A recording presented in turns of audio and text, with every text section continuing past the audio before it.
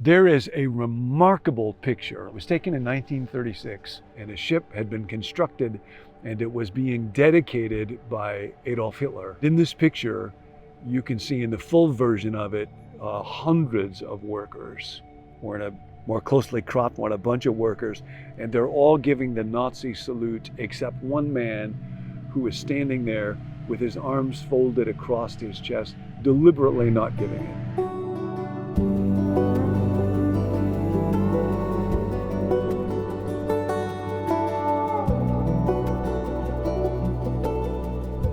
Well, today a remarkable thing is going to happen. You are going to change. Like it or not, on purpose or not, for better, for worse. When you go to bed tonight, one day different, so why not make it better? It's the most important process going on in the world.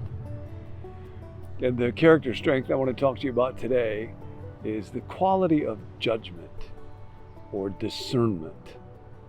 And the idea there is not some kind of magical, mysterious intuition. It's the ability to think critically. Really, it's a deep devotion to the truth and a humble submission to want to know and always follow the truth. And it's connected to all of the other character strengths. We're looking at 24 of them. And I think that we're going to bring up a picture now.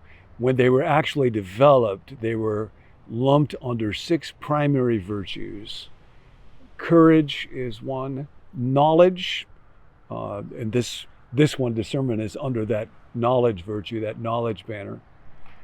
Temperance doesn't sound too sexy, but it's actually terribly important. How am I able to control myself? Transcendence, humanity, and justice. So each one of the character strengths that we'll talk about is part of one of those 6 primary areas. And this one is especially important because we live in a world that sends us so many false messages. And that's why, for example, when Paul writes to the church of Philippi, chapter 1, verse 10, he says, I pray that you may abound more in knowledge and depth of insight so that you can discern what is best. It shouldn't be hard to discern what's really bad from what's wonderful, but what's best among other good options, that can be difficult for us. Or here's another passage that I think goes really, really deep that I wanted to tell you about and then say a word about it. In the first chapter of Romans, the Apostle Paul is writing to Christians at Rome, and the first chapter, if you've ever read it, it's kind of a setup. He's talking about those godless people in a way that everybody reading this will say, yeah, those guys can be really bad. And then Paul kind of snaps the trap door shut and says, well, then you have no excuse because you're just like that. So he says in verse 18, that the wrath of God's being revealed against the godless and wickedness of people who suppress the truth by their wickedness. And then he goes on to say that their thinking becomes futile and their foolish hearts are darkened. Now, who's like that? Well, I'm like that. Real simple example, many, many years ago, I was hoping to be wanted for a particular job at a church, and I wasn't. And so the way that my thinking went was, well, of course, they would be lucky to have me doing this job, and so there must be something wrong with them. And I looked for a few people who were close to me that might agree with that assessment. What didn't occur to me was the possibility of saying, of doubting my own thinking and saying, you know, maybe this is a reasonable, bright, devout group of folks who are exercising good judgment and discernment. Maybe there's something I need to learn. See, my ego got attached to the outcome I wanted, and I allowed that to prevent me from simply trying to think clearly and pursue the truth. I was suppressing the truth by my wickedness. Now, that language sounds a little bit loaded to us, so we don't tend to use it, but that's exactly what was going on. So now this character strength is precisely the opposite of that. It is to pause and to say, what might the truth be in this situation? And how could I doubt my own thinking? Where do you need this? Well, for one thing, you need this because we are bombarded with false messages, for example, on social media. Somebody was saying, when you look at folks at Facebook or on Instagram, you are comparing their highlight to your blooper reel. And Brene Brown said that in our world, trying to ignore social media messages, trying to manage it by ignoring that is like trying to avoid air pollution by holding your breath. And that in fact, instead, critical awareness is essential to shame navigation, because we live in a world that otherwise will shame us, that will cause us to make poor decisions, that will press us to just conform to what everybody else is doing. Is another area where our minds need to be renewed. We need to develop discernment, judgment, commitment to the truth.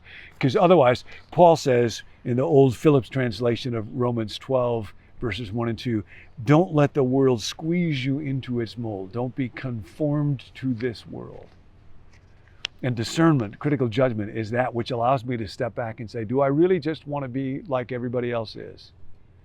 There is a remarkable picture, and I think we may be able to pull this one up as well. It was taken in 1936 in a German dockyard where there was shipbuilding going on, and a ship had been constructed and it was being dedicated by Adolf Hitler. And in this picture, you can see in the full version of it, hundreds of workers, or in a more closely cropped one, a bunch of workers, and they're all giving the Nazi salute except one man who is standing there with his arms folded across his chest, deliberately not giving it. And that's become kind of an iconic poster. One man who would not let the world squeeze him into its mold. Sometimes that picture will be a poster with a little saying, "Be this guy," on it. It's not known for certain who he is. Two primary possibilities. One was a man who was married to a Jewish woman, and she was ultimately killed in a concentration camp during the war. And he died in a penal brigade during the war. The other possibility is a man named Gustav, and he's probably the more likely possibility. You can see pictures of him from his family, and it looks quite like that guy in the poster. And his family said they also had documentation that he worked in that shipyard during that time. He refused to give the Nazi salute out of religious convictions. And the verse that he would talk about is in Acts, where the disciples say, "We must obey God rather than man." And that idea of somebody who was willing to step back instead of mindlessly conforming with what everybody else went along with, deeply inspiring. So today, ask God, God, would you give me a deep devotion to want to know the truth, to humble myself enough to let go of my own ego, which will otherwise always darken my foolish heart and keep me from thinking accurately. In particular, you might think about this, appointing a devil's advocate, giving an ear to the devil's advocate. As you may know, that actually was a title. We use it now as a metaphor. It was a formal title in the Catholic Church many centuries ago. I think it first started in the 1500s. When they were thinking about canonizing somebody to make them a saint, they realized it's a really important decision. We don't want to get it wrong. So they would appoint an advocatus diaboli, a devil's advocate, who would generate reasons why this person ought not to be canonized, because they realized only if we give very serious consideration to the other side will we be able to be most likely to discover the truth and to decide wisely. And the need for that is so great in our day. Researchers talk a lot about what they call the my side bias. I want my side to be right, to be superior. I identify with it. The my side bias is as old as Cain and Abel. And that was Cain's thought. I want my sacrifice, my religious behavior, my life to be the good one. And so I want to believe that Abel is bad and he deserves to die. So let me ask you today, who's somebody that you don't like? It's very interesting. Carl Jung, one of the difficulties of a lack of judgment, a lack of discernment is I project, my futile thinking does this, my worst qualities onto the people that I most dislike. So I'm actually unable to understand them, unable to predict how life will work or what they will do, because I think they must have my worst qualities. Jung said if you give somebody 5 minutes to describe someone they hate, within 5 minutes they will be describing themselves. So instead, I appointed devil's advocate today, think of a position you disagree with. Think of a person that you not only disagree with, you don't like him. Might be politically, might be religiously. And sincerely take 60 seconds, 2 minutes to generate honest reasons why they might believe, think, live the way that they do. To genuinely seek to understand them and to begin to realize this is a person and not a caricature. And this practice of the devil's advocate, of generating reasons to understand the other person, has been used widely for reconciliation. Israelis and Palestinians, Protestants and Catholics in Ireland.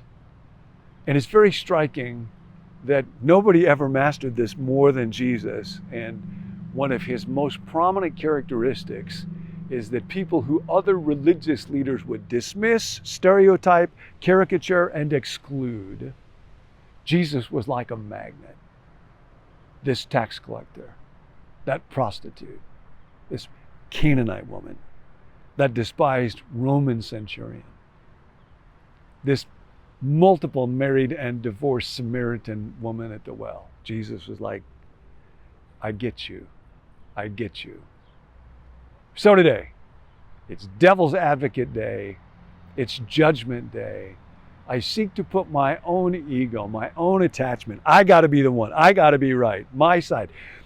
Today, instead of listening to those sources that you usually listen to, the way that cable channels, online sources often work is it's about money. Money is about ratings or views. That gets garnered by giving my particular audience what they want. What they want is the my side bias for us to feel superior. So they will deliberately avoid doing what truth demands, which is seeking to genuinely understand those with whom I disagree. Today, look for information from places you usually don't. God, make me open to the truth. Change starts today.